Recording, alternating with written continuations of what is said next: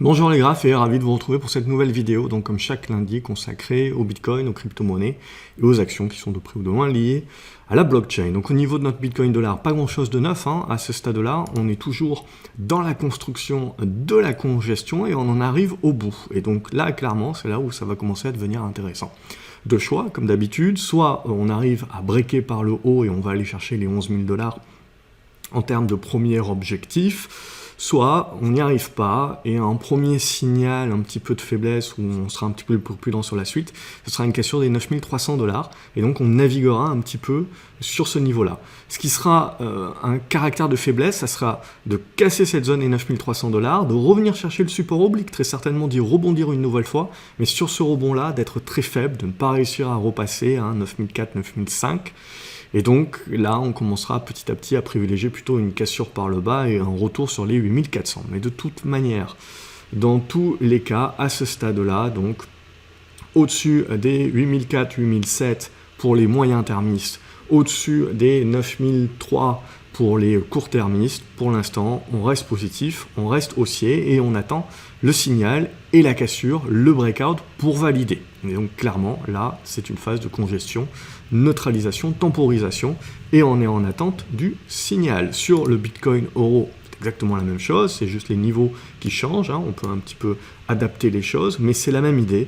Donc on reste globalement positif sur la construction qui est en cours, et on attend éventuellement d'avoir la cassure haussière qui donnera donc le déclencheur. A contrario, sous les 8000 €, on redeviendra un petit peu plus prudent sur une phase très certainement de construction un petit peu plus longue qui se mettra à ce moment-là en place.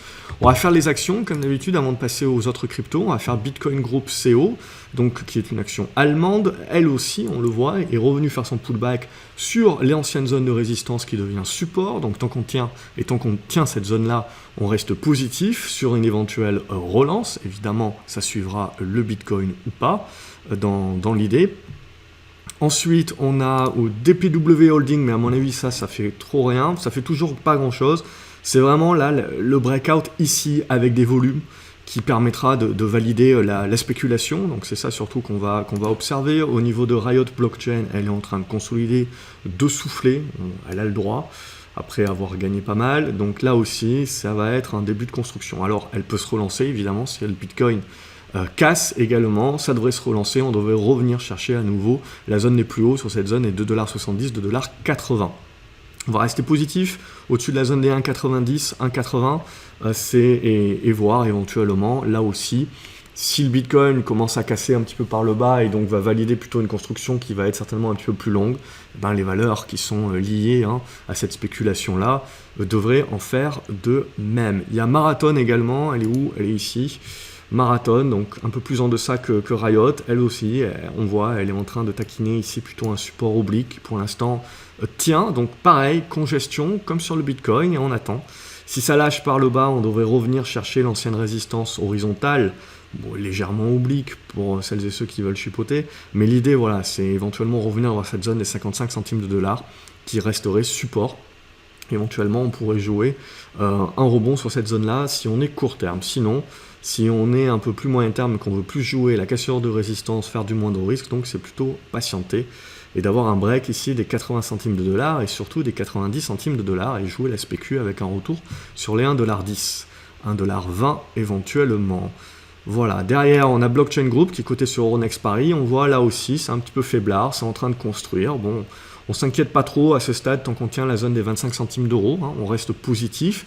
Et pour parler de relance, on le voit, il faudra redépasser la zone des 28 centimes d'euros. Et là, en effet, on reparlera de relance haussière, de se remettre dans des bonnes dispositions en dessous de cette oblique baissière de long terme et donc éventuellement de retrouver sur cassure, ce sera certainement pas du jour au lendemain, mais sur cassure, de retrouver un élan beaucoup plus moyen terme. On va faire du coup maintenant Alors bon, il y a le tracker Amplify également, qui suit plutôt ce que fait le Nasdaq, clairement. Donc là aussi, on est en train de travailler cette zone de gap, on voit, on est toujours positif, mais on voit petit à petit là que ça commence un petit peu à bloquer.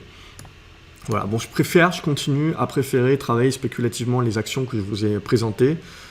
plutôt que des trackers qui pour moi aujourd'hui ne représentent pas aujourd'hui le lien direct avec le Bitcoin comme ce tracker qui est supposé être blockchain, mais qui en fait prend surtout des semi-conducteurs et des valeurs qui sont déjà sur le Nasdaq et qui vous coûtent moins cher finalement si vous les voulez acheter un tracker Nasdaq plutôt que d'acheter ces trackers un petit peu plus exotiques qui en règle générale sont un petit peu plus chers en frais.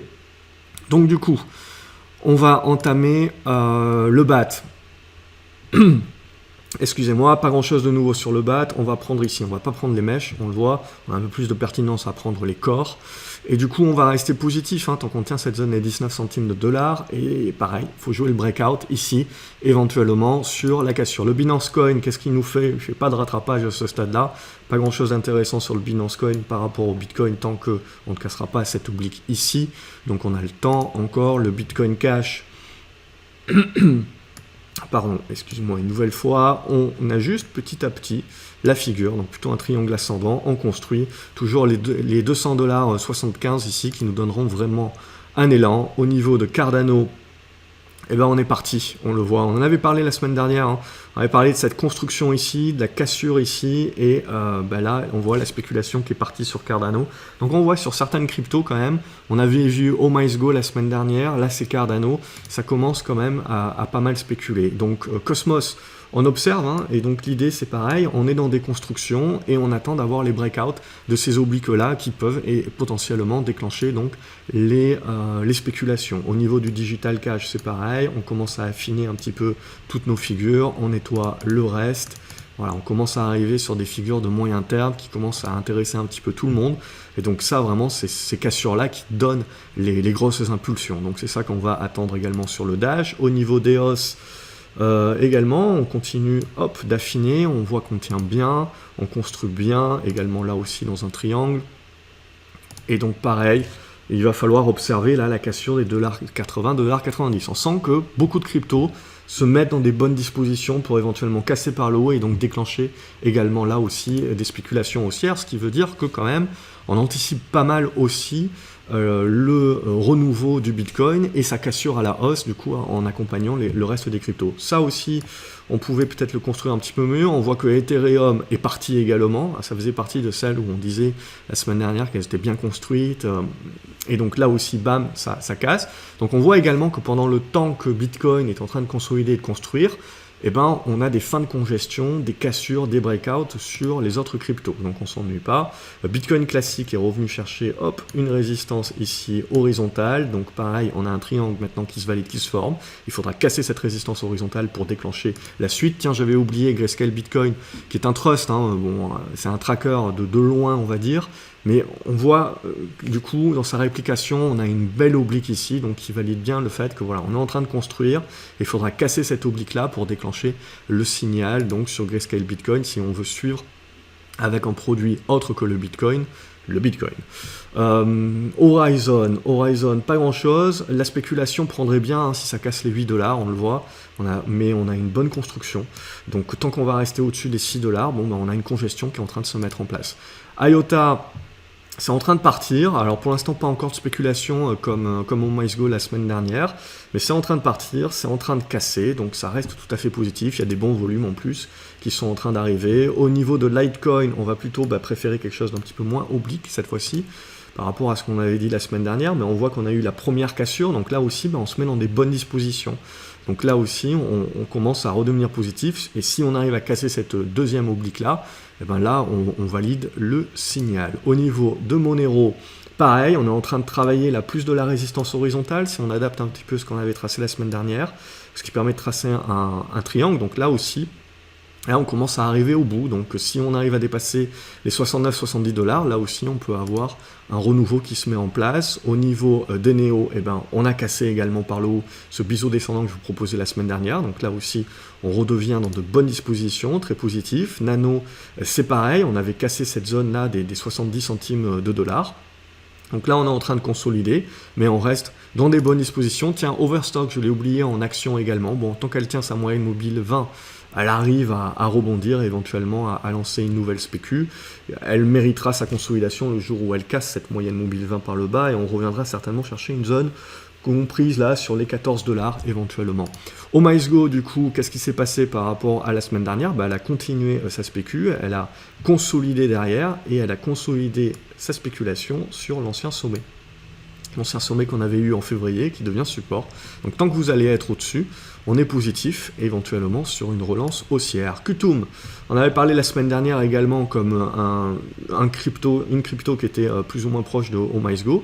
Mais pareil, elle est en train petit à petit de casser par le haut. Alors on ne sait pas si elle fera une spéculation un petit peu à la OmiceGo, mais toujours est-il qu'il y a une bonne congestion qui est en place et les dispositions là aussi sont bonnes. Au niveau du Ripple, on construit également, je vais plutôt le construire comme ceci maintenant, on va nettoyer un petit peu le reste, voilà, on est en train de passer, on est en train de congestionner, pour valider il faudra dépasser les 22 centimes de dollars, et pour confirmer les 23 centimes de dollars, et là ça devrait commencer à devenir intéressant également pour parler retournement sur Ripple, XRP on voit qui est plutôt en retrait par rapport aux autres, donc à voir si elle est capable de faire un rattrapage. Mais cette zone 22-23 là a dépassé. Au niveau du Stellar, on est en train de se relancer, ça y est, donc on avait fait la congestion, consolidation la semaine dernière, et là on est en train de relancer la hausse. Au niveau de Tezos, c'est toujours positif, on a réalisé le break de l'oblique qu'on présentait la semaine dernière, le pullback et éventuellement donc la relance haussière qui se validera sur dépassement des 3 $. Au niveau de Tronix, pareil, même congestion qu'on avait sur OmiceGo et on a le breakout qui est en train de se valider. Ça ne veut pas dire qu'on va avoir le même type de spécu en l'espace de quelques jours, ça veut juste dire que vous êtes dans des bonnes dispositions, on est en train de valider le retournement. Donc on voit également tout l'impact que va avoir le Bitcoin. Si jamais il casse par le bas, malheureusement on risque là aussi de faire pas mal de fausses cassures et d'invalider pas mal de signaux sur les cryptos. Mais toujours est-il, on voit que toutes les cryptos sont en train de se mettre à peu près dans le même flux. Donc ça veut dire que quand même on a une pression acheteuse qui est là. Et ça c'est positif pour la suite. Donc il ne faut pas non plus vendre père et mère, parce que même les meilleures configurations peuvent s'inverser. Mais toujours est-il, voilà, on sait qu'on est dans des probabilités supérieures. Donc là sur Waves également, même chose, probabilité supérieure, sur cassure de cette zone des 1,20, si j'arrondis, de créer une spéculation, revenir sur la zone des 1,40.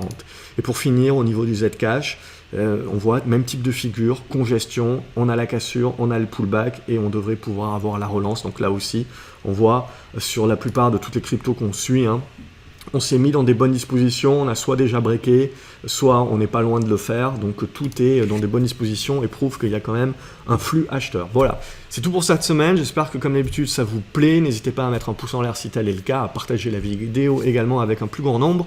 Et je vous dis à la semaine prochaine pour l'aspect crypto. Plus tard dans la semaine, abonnez-vous à la chaîne, comme ça vous ne loupez pas les autres vidéos également qui peuvent vous permettre de comprendre également la psychologie de marché. C'est là-dessus également que je me focalise, puisque c'est pour moi 80% du job de la compréhension du marché pour un trader. Je vous souhaite une excellente journée, je vous dis à la prochaine. Et pour ceux qui suivent les cryptos, je pense que vous avez matière à faire. Excellente journée à vous les graphes et à la prochaine.